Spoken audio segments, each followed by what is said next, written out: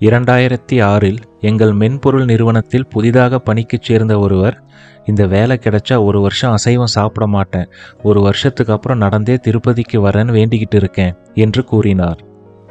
3 ஆண்டுகளுக்கு பின் அவர் பணி நிமித்தமாக லண்டன் சென்றார். பிறகு 2011இல் அவருக்கு திருமணமானது. அடுத்த ஆண்டில் குழந்தையும் பிறந்தது. 2013இல் தாம்பரம் முடிச்சூரில் அபார்ட்மெண்ட் வாங்கினார். 2014இல் சொந்தமாக கார் வாங்கினார். 2015இல் அலுவலகத்திற்கு வெளியே அவரை சந்தித்த போது வாயில் புகையை ஊதிக்கொண்டு கையில் சிகரெட்டுடன் ஸ்டைலாக நின்றார். என்னங்க, என்ன ஆச்சு? ஒரே ஸ்ட்ரெஸ்ஸாக இருக்கு பாஸ். ஏங்க, என்ன சம்பளம் தர்றானுங்க இவனுங்க? பிச்சை காசு. என் எக்ஸ்பீரியன்ஸுக்கு எல்லாம் ஒரு ஜம்ப் அடித்தா 100% ஹைக் கிடைக்கும் தெரியுமா? சொன்னபடியே அடுத்த சில மாதங்களில் செய்தார். 2022இல் என்னை ஒரு முறை தொடர்பு கொண்டார். எப்படி இருக்கீங்க? பாஸ், இந்த வேலையே பிடிக்கல பாஸ், நான் திரும்ப அங்கேயே வந்துடட்டுமா? ஏங்க, என்னாச்சு? ஒரே மன அழுத்தமாக இருக்குங்க, இங்கே வேலையே பிடிக்கல.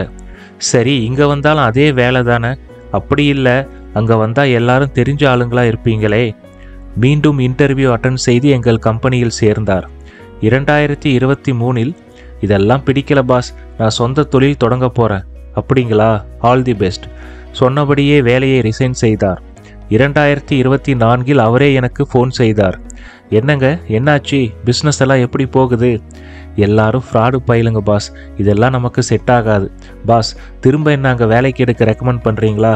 என்ன டெக்னாலஜியாக இருந்தாலும் நான் கற்றுக்கிறேன். நானும் ரெக்கமெண்ட் செய்தேன். ஆனால் இம்முறை அவரை எங்கள் நிர்வாகம் கன்சிடர் செய்யவில்லை. ஆகவே நம் திறமையை பொறுத்து வேலை தேடினால் மட்டுமே இந்த வேலையில் நிம்மதியும் நீடித்த ஈடுபாடும் இருக்கும். ஆனால் அதுவே நம் தேவைகளை பொறுத்து வேலையை தேடினால் என்றுமே நிம்மதி இருக்காது. நம்மை விட அடுத்தவர் நல்ல நிலைமையில் இருப்பதைப் போல தோன்றுவதெல்லாம் ஒருவித மனப்பிறழ்வுதான்.